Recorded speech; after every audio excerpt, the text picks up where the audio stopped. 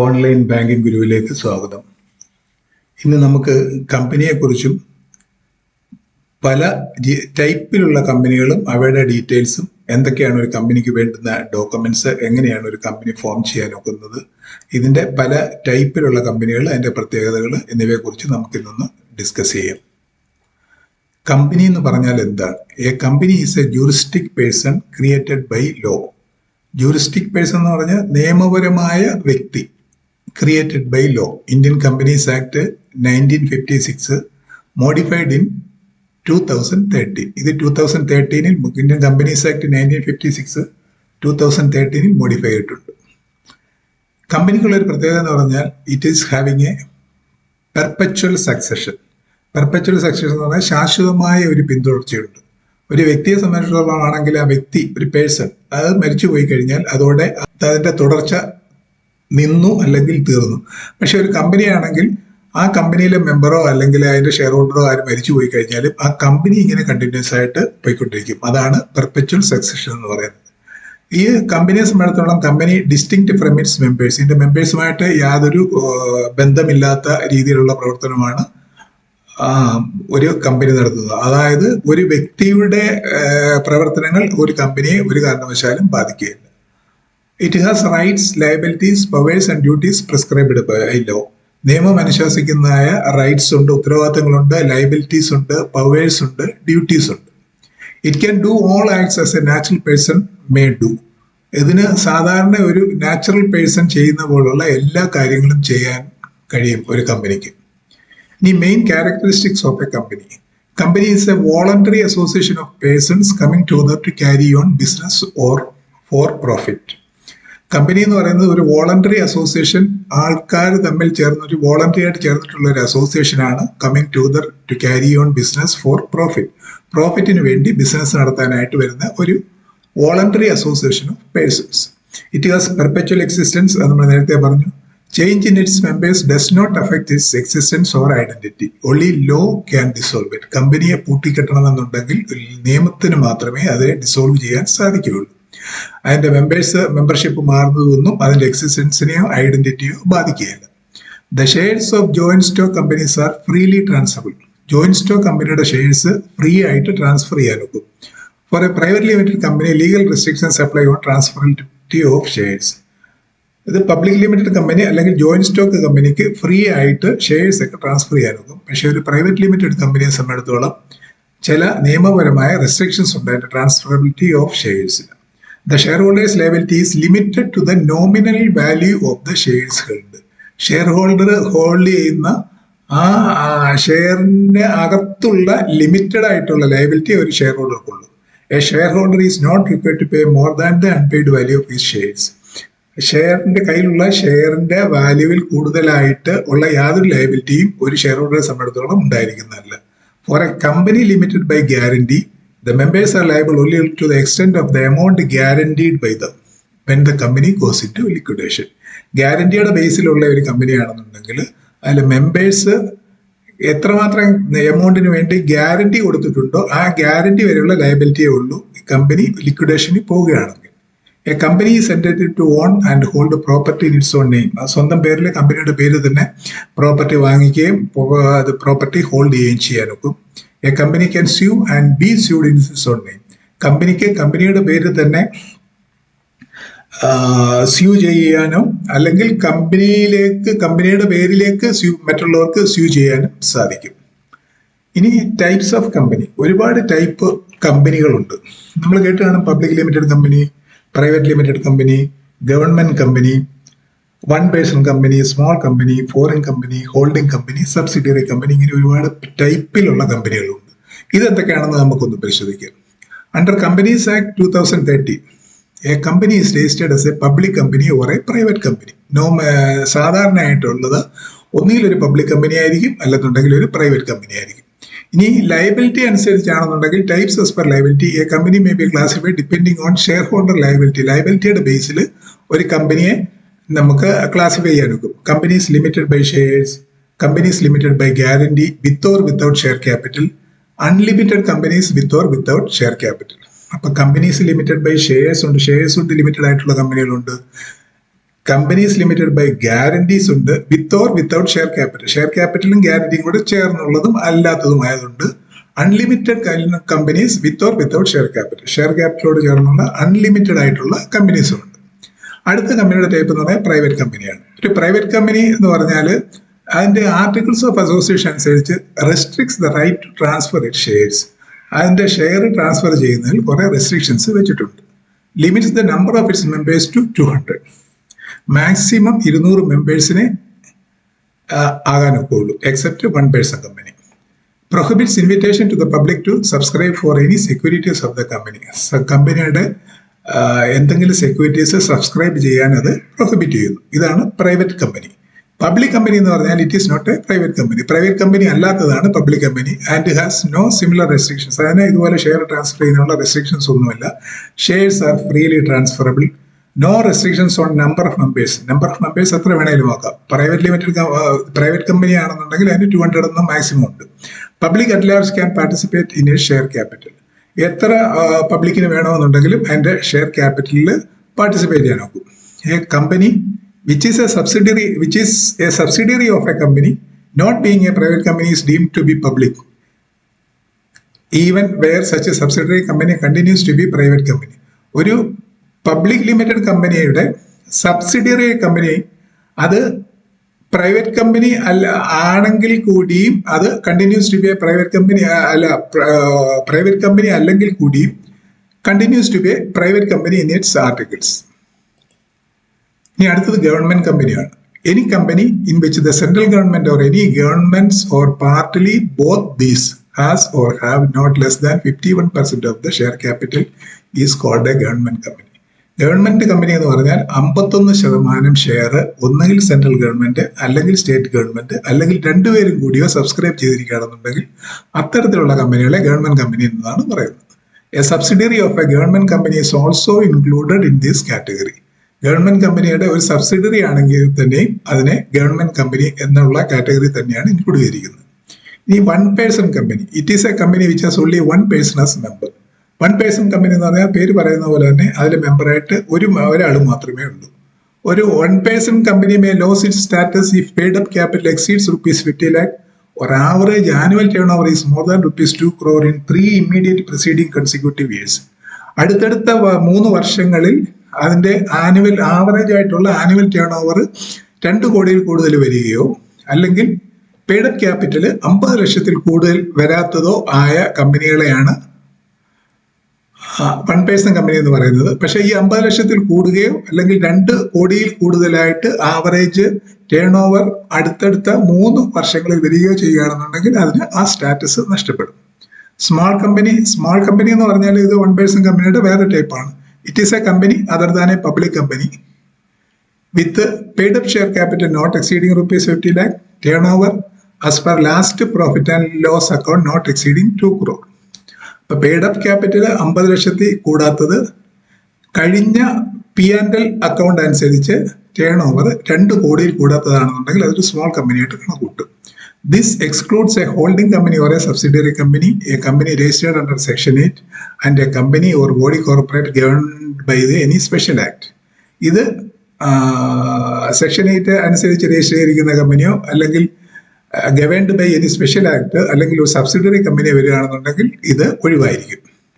ഇനി മറ്റ് രീതിയിലുള്ള കമ്പനികൾ, other types of companies are classified based on place of incorporation. ഇതിന്റെ ഇൻകോർപ്പറേറ്റ് ചെയ്തിരിക്കുന്ന ഒരു സ്ഥലമുണ്ട്, അതിന്റെ ബേസിൽ ഇതിനെ ഈ കമ്പനികളെ തരംതിരിച്ചിട്ടുണ്ട്. ഒന്ന് ഫോറിൻ കമ്പനി എന്ന് പറയുമ്പോൾ any company or body corporate incorporated outside ഇന്ത്യക്ക് പുറത്ത് ഇൻകോർപ്പറേറ്റ് ചെയ്തിട്ടുള്ള കമ്പനിയാണ് ഫോറിൻ കമ്പനി എന്ന് പറയുന്നത്. Which has A place of business in India. അതിന് ഇന്ത്യയിൽ ഒരു ബിസിനസ് വേണ്ടിയുള്ള ഒരു സ്ഥലമുണ്ടായിരിക്കും. or through an agent physically or through electronic mode and conducts any business activity in India in any other manner. ഇന്ത്യയിലെ ഒരു business നടത്തി അതിന്റെ രജിസ്റ്റേർഡ് കമ്പനി ഇന്ത്യക്ക് പുറമേ ഉള്ള ഒരു രാജ്യത്ത് രജിസ്റ്റർ ചെയ്തിരിക്കുകയും പക്ഷെ അതിന്റെ ബിസിനസ്സിന് വേണ്ടിയുള്ള ഒരു പ്ലേസ് ഇന്ത്യയിൽ ഉണ്ടായിരിക്കും, അല്ലെങ്കിൽ ഒരു ഏജന്റ് വഴിയോ ഫിസിക്കലിയോ അല്ലെങ്കിൽ ഇലക്ട്രോണിക് മോഡ് വഴിയോ ബിസിനസ് നടത്തുകയും ചെയ്യുകയാണെന്നുണ്ടെങ്കിൽ അതൊരു ഫോറിൻ കമ്പനിയായിട്ടാണ് അറിയപ്പെടുന്നത്. ഹോൾഡിംഗ് കമ്പനി എന്ന് പറഞ്ഞാൽ in relation to one or more other companies of which such companies are subsidiary companies.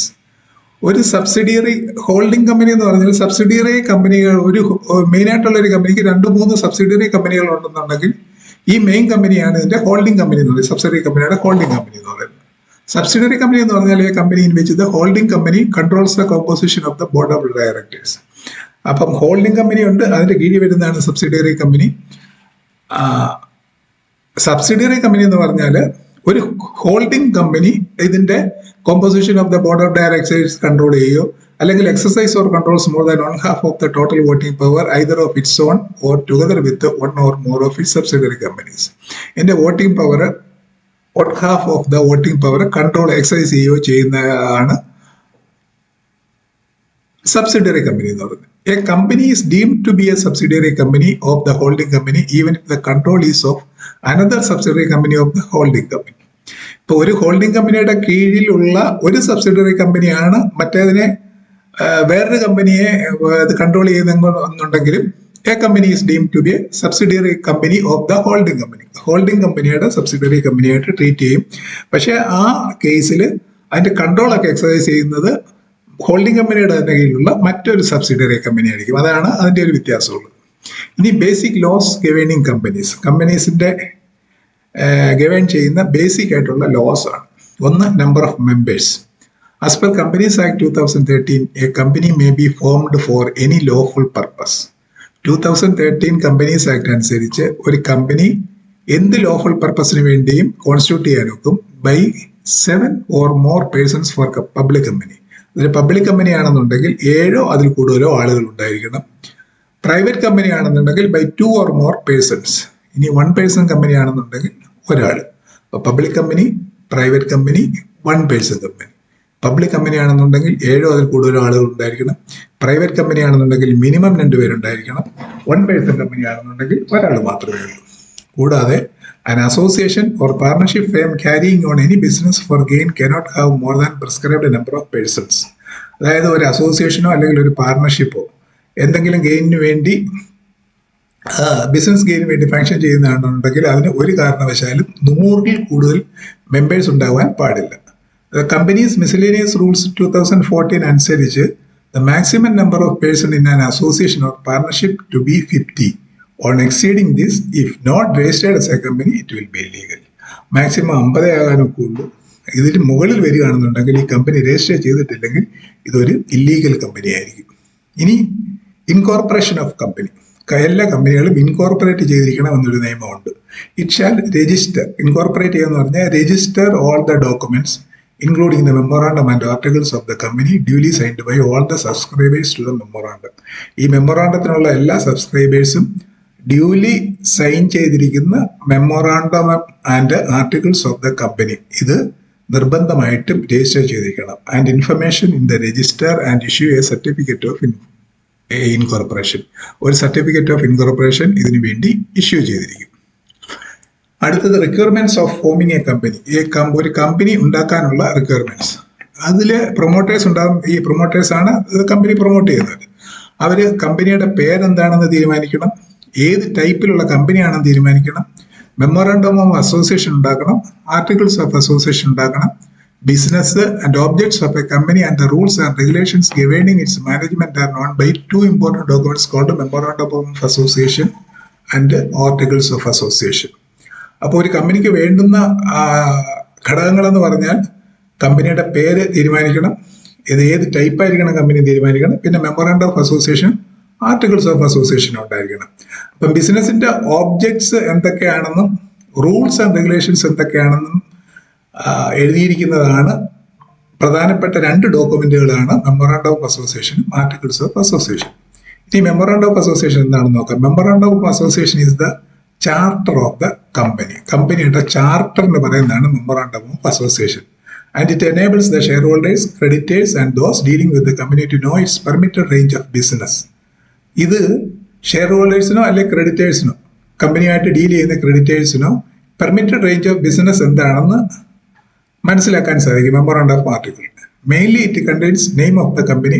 ഇതിൽ പ്രധാനമായിട്ടുള്ളത് കമ്പനിയുടെ പേര്, state where the registered office to be situated, state സംസ്ഥാനം ഇതിന്റെ രജിസ്റ്റേർഡ് ഓഫീസ് എവിടെയാണ് ഉള്ളതെന്നുള്ളത്, objects, liability of the members and share capital and its division. ഇത്രയും കാര്യങ്ങളാണ് മെമ്മോറാണ്ടം ഓഫ് അസോസിയേഷൻ ഉള്ളത്.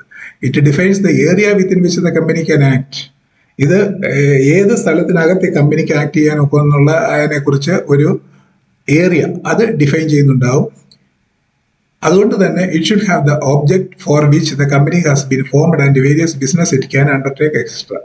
എന്തിനു വേണ്ടിയാണ് ഈ കമ്പനി ഉണ്ടായിരിക്കുന്നതെന്നും ഏതെല്ലാം ടൈപ്പിലുള്ള ബിസിനസ് ഈ കമ്പനിക്ക് അണ്ടർടേക്ക് ചെയ്യാനൊക്കും എന്നുള്ള കാര്യങ്ങളൊക്കെ ഇവിടെ നിന്നാണ് നമുക്ക് മനസ്സിലാകുന്നത്. അതുകൊണ്ട് memorandum of association must be examined to check that the business undertaken by the company is within its objects. If not, any loan to the company would not be recoverable. ഈ memorandum of association അതിനനുസരിച്ചുള്ള business ആണ് company undertake ചെയ്യുന്നതെന്നും ഇതിന്റെ ഒബ്ജക്ട്സിനനുസരിച്ചുള്ള ബിസിനസ്സേ company ചെയ്യുന്നുള്ളൂ എന്നും മനസ്സിലാക്കിയില്ലെന്നുണ്ടെങ്കിൽ ഇത് ഈ company കൊടുത്തിരിക്കുന്ന ലോണൊക്കെ റിക്കവർ ചെയ്യാൻ വലിയ ബുദ്ധിമുട്ടായിരിക്കും ഒരു ബാങ്കറെ സംബന്ധിച്ചിടത്തോളം. മെമ്മോറാണ്ടം ഓഫ് അസോസിയേഷൻ പറഞ്ഞു. ഇനി articles of association. Memorandum of അസോസിയേഷന്റെ തൊട്ട് താഴെ നിൽക്കുന്നതാണ് articles of association. Articles of association are rules and regulations governing the internal management of the company. കമ്പനിയുടെ ഇന്റേണൽ മാനേജ്മെന്റിനെ കുറിച്ച് പറയുന്ന കാര്യങ്ങളാണ്. അതിന്റെ പ്രവർത്തന രീതികൾ എങ്ങനെയാണെന്നുള്ള പറയുന്നതാണ് articles of association. They define the powers of the officers of the company. കമ്പനിയിലെ ഓഫീസേഴ്സിന്റെ പവർ ഡിഫൈൻ ചെയ്തിരിക്കുന്നത് ആർട്ടിക്കിൾസ് ഓഫ് അസോസിയേഷൻ ആണ്. Articles of Association is subordinate to Memorandum of Association and contains the following details. Articles of Association, Memorandum of Association താഴെയാണ് നിൽക്കുന്നത്. പക്ഷേ അതിൽ ഉള്ള കാര്യങ്ങൾ എന്ന് പറഞ്ഞാൽ number of directors of the company, കമ്പനിയിലെ ഡയറക്ടേഴ്സിന്റെ പേര്, number, procedure for conducting meetings of the share holders, board of directors etcetera. Procedure for transfer and transmission of shares, പിന്നെ borrowing powers of the company, officers of the company and other details. ഇത്രയും കാര്യങ്ങളാണ് articles of association അടങ്ങിയിരിക്കുന്നത്. Number of directors of the company, procedure for conducting meetings of the share holders, board of directors, procedure for transfer and transmission of shares, borrowing powers of the company, officers of the company and other details തുടങ്ങിയ കാര്യങ്ങൾ. ഇനി കമ്പനിയുടെ പേര്, name of the company. Memorandum of Articles of a Company should state the name of the company. മെമ്മോറാണ്ടത്തില് കമ്പനിയുടെ പേര് നിർബന്ധമായിട്ട് പറഞ്ഞിരിക്കണം. The promoters are required to submit at least 3 suitable names in the order of preference. അവരുടെ order of preference അനുസരിച്ച് promoters minimum 3 പേര് select ചെയ്ത് കൊടുത്തിരിക്കണം. അതിൽ അവരുടെ order of preference അനുസരിച്ച് നേരത്തെ രജിസ്റ്റർ ചെയ്തിട്ടില്ലെന്നുണ്ടെങ്കിൽ അതിന്റെ ഓർഡറിന്റെ ബേസിൽ അവർ രജിസ്റ്റർ ചെയ്ത് കൊടുക്കും. The name of a company must end with the word limited for a public company. ഒരു പബ്ലിക് കമ്പനി ആണെന്നുണ്ടെങ്കിൽ ആ കമ്പനിയുടെ പേരിന്റെ അവസാനം ലിമിറ്റഡ് എന്നുണ്ടായിരിക്കും. And the words private limited for a private company. Private company ആണെന്നുണ്ടെങ്കിൽ പ്രൈവറ്റ് ലിമിറ്റഡ് എന്നും, limited company ആണെന്നുണ്ടെങ്കിൽ അതിന് അവസാനം, പബ്ലിക് കമ്പനി ആണെങ്കിൽ അതിന് ലിമിറ്റഡ് എന്നും ഉണ്ടായിരിക്കും. For a Section 8 company, the word limited can be dispensed with by obtaining a license from the regional director. Section 8 കമ്പനികളാണെന്നുണ്ടെങ്കിൽ ലിമിറ്റഡ് എന്നുള്ള പേര് നമുക്ക് വെക്കാതിരിക്കാം. അത് പക്ഷേ റീജിയണൽ ഡയറക്ടറുടെ അവിടുന്ന് ഒരു ലൈസൻസ് വാങ്ങിച്ചിരിക്കണം. സെക്ഷൻ 8 കമ്പനി എന്ന് പറഞ്ഞാൽ NGOs എന്ന് പറഞ്ഞാൽ അഡ്രസ്, ഈ സോഷ്യൽ എൻവയോൺമെന്റ് ഇഷ്യൂസ് ഒക്കെ അഡ്രസ് ചെയ്യുന്നത്, അതാണ് NGOs, trust, society, foundation, association, ഇങ്ങനെയുള്ളതൊക്കെയാണ് സെക്ഷൻ 8 കമ്പനി എന്ന് പറയുന്നത്. ഈ act prohibits any name of which is undesirable, which is identical with or to nearly resembles the name of an existing company. ഒരു undesirable ആയിട്ടുള്ള പേരോ അല്ലെങ്കിൽ മറ്റൊരു കമ്പനിയുമായിട്ട് ഐഡന്റിക്കൽ ആയിട്ടുള്ള പേരോ അല്ലെങ്കിൽ മറ്റൊരു കമ്പനിയുടെ പേരിന് അടുത്ത് നിൽക്കുന്ന പേരോ അങ്ങനെയുള്ള പേരുകളൊന്നും കൺസിഡർ ചെയ്യാൻ പറ്റുകയില്ല. കൂടാതെ a company cannot use a name prohibited under the emblems and names. Emblems and names prevention of improper use act 1950 അനുസരിച്ച് പ്രൊഹിബിറ്റ് ചെയ്തിട്ടുള്ള പേരുകളും ഉപയോഗിക്കാൻ പറ്റുകയില്ല. Also the name should not be misleading or intended to deceive with reference to objects clause. ഈ objects ക്ലോസിൽ deceive ചെയ്യുന്ന രീതിയിലുള്ള അല്ലെങ്കിൽ മിസ്ലീഡിംഗ് ആയിട്ടുള്ള പേരുകളും ഉപയോഗിക്കാൻ പാടില്ല. ഇതാണ് കമ്പനിയുടെ പേരിനെ കുറിച്ച് പറയുന്നത്. ഇനിയുള്ളത് certificate of incorporation. On the registration of the Memorandum of Article, the registrar shall certify under his hand that the company is incorporate. Memorandum of Article register ചെയ്യുമ്പോൾ രജിസ്ട്രാർ സർട്ടിഫൈ ചെയ്ത് കൊടുക്കും, അതായത് കമ്പനി ഇൻകോർപ്പറേറ്റ് ചെയ്തു. അതിനുവേണ്ടി കൊടുക്കുന്ന ഒരു certificate of incorporation, a certificate of incorporation is issued to this effect. ഇതിനു വേണ്ടി ഒരു സർട്ടിഫിക്കറ്റ് ഓഫ് ഇൻകോർപ്പറേഷൻ കൊടുക്കും. The company comes into being from the date of incorporation mentioned in the certificate. ആ സർട്ടിഫിക്കറ്റിൽ പറയുന്ന ഡേറ്റ് മുതലാണ് കമ്പനി, അതായത് date of birth എന്ന് പറയുന്നതാണ് സർട്ടിഫിക്കറ്റ് ഓഫ് ഇൻകോർപ്പറേഷനിൽ കാണിക്കുന്ന ഡേറ്റ് ഓഫ് ഇൻകോർപ്പറേഷൻ. ഇനി commencement of business. In July 2019, Companies Act 2013 providing that a company having a share capital shall not commence any business or exercise any business powers unless a declaration is filed within 180 days of the date of incorporation by a director with the registrar that every subscriber to memorandum of article has paid the value of the shares agreed to be taken by him. ഒരു declaration file ചെയ്തിരിക്കണം. The company has filed with the registrar a verification of its registered office. ആ company രജിസ്ട്രാറുടെ അടുത്ത് verification of its registered office verify ചെയ്തിട്ട് ഒരു certificate കൂടെ കൊടുത്തു കഴിയുമ്പോഴാണ് ഒരു കമൻസ്മെന്റ് ഓഫ് ബിസിനസ് തുടങ്ങുന്നത്. ഇനി ഒരു കോമൺ സീൽ ഉണ്ട്, അത് ഓപ്ഷണലാണ്. എല്ലാ കമ്പനിക്കും ഒരു കോമൺ സീൽ ഉണ്ടായിരിക്കണം.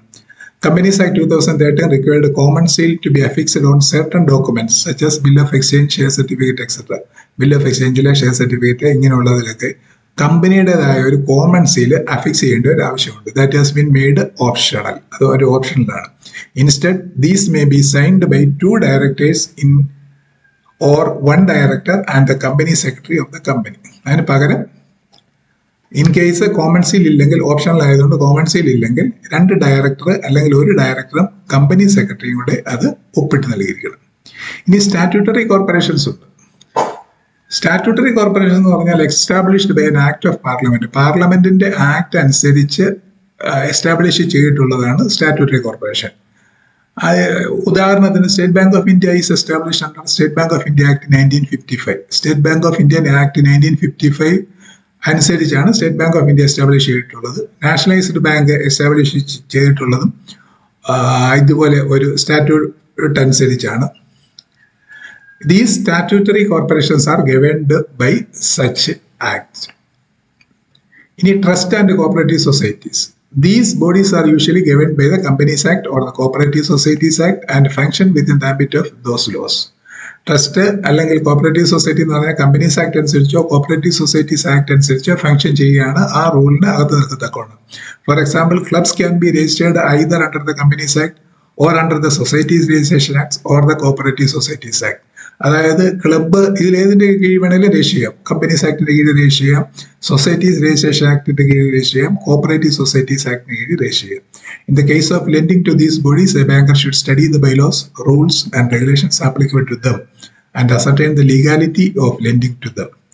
ബാങ്കുകാർ ഓർത്തിരിക്കേണ്ട കാര്യങ്ങൾ എന്ന് പറഞ്ഞാൽ, ഈ ഇതുപോലെയുള്ള ബോഡികൾക്ക് ലെൻഡ് ചെയ്യുമ്പോൾ അതിന്റെ ബൈലാസ് നോക്കിയിരിക്കണം, rules and regulations applicable to them അതും അസർട്ടൈൻ ചെയ്തിരിക്കണം, and legality of lending to them. Trust എന്ന് പറഞ്ഞാൽ these are governed by the Indian trust act 1882. ഇത് ഇന്ത്യൻ ട്രസ്റ്റ് ആക്ട് 1882 കീഴിൽ ഗവേൺ ചെയ്തിരിക്കുന്നതാണ് പ്രൈവറ്റ് ട്രസ്റ്റ്. പബ്ലിക് ട്രസ്റ്റ് ആണെന്നുണ്ടെങ്കിൽ public trust ആക്ടിന് കീഴിൽ, religious and charitable endowments act ആണെന്നുണ്ടെങ്കിൽ they are trust of Hindus, and in case of Muslims they are governed by Waqf Act. For dealing with the trust, one needs to determine the laws applicable to them and should ensure that lending is within the ambit of the laws. ഇത് ഏതിന്റെ കീഴിൽ വരുന്നതാണെന്ന് നമ്മൾ അത് identify ചെയ്തതിനു ശേഷം അതിന് തക്കതായ നിയമത്തിന് കീഴിലാണ് ഇത് വരുന്നതെന്നുള്ള കാര്യം നമ്മൾ എൻഷുർ ചെയ്യണം. ട്രസ്റ്റി എന്ന് പറഞ്ഞാൽ trustees manage trust. The powers and duties of the trustees are provided in trust deed and are also regulated by the respective laws applicable to such trust. അങ്ങനെയുള്ള ട്രസ്റ്റിന് ആപ്ലിക്കബിൾ ആയിട്ടുള്ള loss, the powers and duties of the trustees are provided in trust deed and are also regulated by the respective laws applicable to such trust. For example, in the case of public trust, charity commissioners or commissioners of endowments have the power to supervise the activities of the trust. അതായത് public ട്രസ്റ്റിന് ആണെന്നുണ്ടെങ്കിൽ charity കമ്മീഷണേഴ്സോ അല്ലെങ്കിൽ commissioner of എൻഡോമെന്റ്സോ supervise ചെയ്യും. The trustee of the Muslim Waqf is called Mutawali and his conduct and functions are regulated by the Waqf Board. Muslim trustee of the Muslim Waqf, അതിന്റെ മുസ്ലിം വഖഫിന്റെ ട്രസ്റ്റിയെ അറിയപ്പെടുന്നത് മുത്താവാലി എന്നാണ്.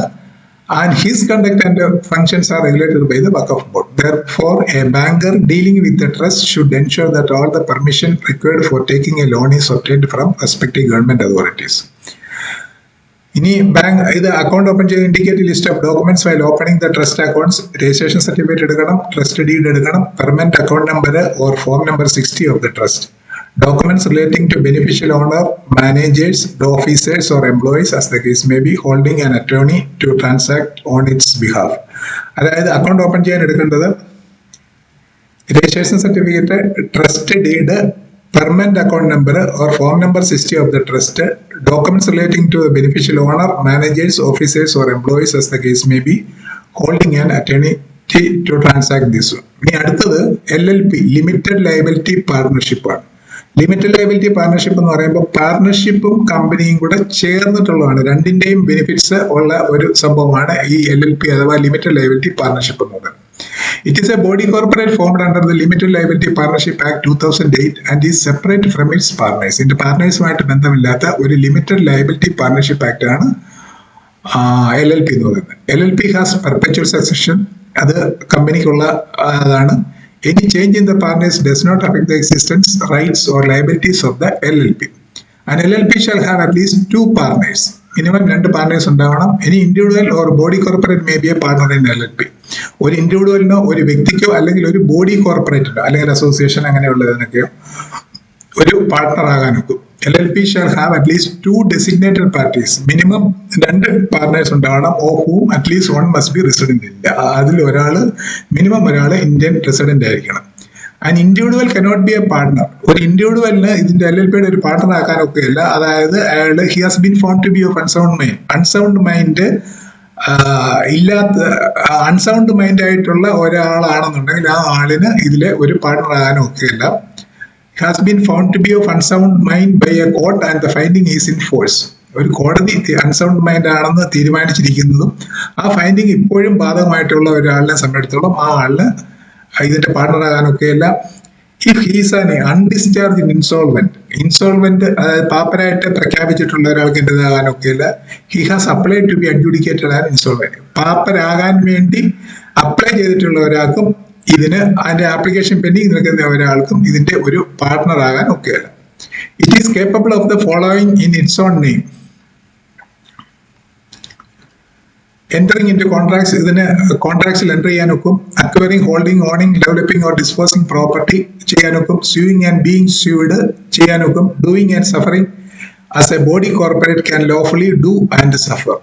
ഒരു body corporate ചെയ്യുന്ന പോലുള്ള എല്ലാ കാര്യങ്ങളും ചെയ്യാനൊക്കും. Entering into contract enter ചെയ്യാം, അക്വയർ ചെയ്യാം, ഹോൾഡ് ചെയ്യാം, ഓൺ ചെയ്യാം, ഡെവലപ്പ് ചെയ്യാം, ഡിസ്പോസ് ചെയ്യാം പ്രോപ്പർട്ടി. സ്യൂ ചെയ്യാനൊക്കും, സ്വന്തം പേരിലേക്ക് ബീയിങ് സ്യൂഡും ഒക്കും. Doing and suffering as a body corporate, ഒരു ബോഡി കോർപ്പറേറ്റിനെ പോലെ അല്ലെങ്കിൽ ഒരു കമ്പനിയെ പോലെ doing and suffering can be done. The LLP is a separate legal entity, is liable to the full extent of its assets. ഒരു സെപ്പറേറ്റ് ലീഗൽ എൻറ്റിറ്റി ആണ്. Liability of the partners is limited to their agreed contribution to LLP. അതാണ് ഇതിലെ ഏറ്റവും വലിയ പ്രത്യേകത എന്ന് പറഞ്ഞത്. Liability of the partners is limited to their agreed contribution to LLP. പക്ഷേ പാർട്ണർഷിപ്പിനെ സംബന്ധിച്ചോളം ആണെന്നുണ്ടെങ്കിൽ അത് ലിമിറ്റഡ് അല്ല അവരുടെ liability. No partner is liable on account of the independent or unauthorised actions of other partners. ഒരു പാർട്ണറും on account of the independent or unauthorised actions of other മറ്റു പാർട്ണറുടെ അനാവശ്യമായ അല്ലെങ്കിൽ അൺഓതറൈസ്ഡ് ആയിട്ടുള്ള അല്ലെങ്കിൽ ഇൻഡിപെൻഡന്റ് ആയിട്ടുള്ള ആക്ഷൻ കൊണ്ട് ഒരു പാർട്ണർക്കും അതിന്റെ ബുദ്ധിമുട്ടുണ്ടാകില്ല. Mutual rights and duties of the partners within the LLP are governed by an agreement between the partners or between the partners and the LLP as the case may be. Mutual rights, duties ഇതൊക്കെ ഒരു എഗ്രിമെന്റിന്റെ ബേസിലായിരിക്കും ഉണ്ടായിരിക്കുന്നത്. The LLP is not relieved of the liability for its obligations as a separate entity. ഇതിൽ നിന്ന് ലയബിലിറ്റിയിൽ നിന്ന് relieve ചെയ്യാൻ ഒക്കെയില്ല. The incorporation document and other information is filed with the registrar of the state where the registered office is situated. ഈ LLPയുടെ incorporation document file ചെയ്തിരിക്കേണ്ടത് ഏത് സ്റ്റേറ്റിലാണോ ഇത് register ചെയ്തിരിക്കുന്നതോ അവിടുത്തെ രജിസ്ട്രാറുമായിട്ട് ചെയ്തിരിക്കുന്നത്. ഇനി small limited liability partnership means A limited liability partnership the contribution of which does not exceed 25 lakhs and the turnover of which for the immediate preceding financial year does not exceed rupees 40 lakhs. Bank may consider taking the following indicative list. LLPക്ക് വേണ്ടുന്നത് account open ചെയ്യാൻ വേണ്ടുന്നത് ഈ താഴെ പറയുന്ന documents ആണ്. Certificate of incorporation of LLP, pan of LLP, registered office address proof, PAN and address proofs of all partners of the LLP agreement, any other document as specified by bank. എല്ലാ ഓരോ ബാങ്കുകാരും ആവശ്യപ്പെടുന്ന വേറെ ഏതെങ്കിലും document വേണമെന്നുണ്ടെങ്കിൽ അതും എടുക്കാം. നിർബന്ധമായിട്ട് ഉണ്ടായിരിക്കേണ്ടത് certificate of incorporation of LLP, PAN of LLP, registered office address proof, PAN and address proof of all partners of the LLP agreement. If you feel the contents are relevant, please like, comment and share. Please subscribe for more videos on banking. I think this is useful for JIB aspirants and students on banking. Please share your comments also. And ഇത് നിങ്ങളുടെ JIBക്ക് വേണ്ടി പഠിച്ചുകൊണ്ടിരിക്കുന്ന സുഹൃത്തുക്കൾക്കോ അല്ലെങ്കിൽ students on ബാങ്കിങ്ങിലോ ഉള്ളവർക്ക് വേണ്ടി share ചെയ്ത് കൊടുത്താൽ നന്നായിരിക്കും. Thank you.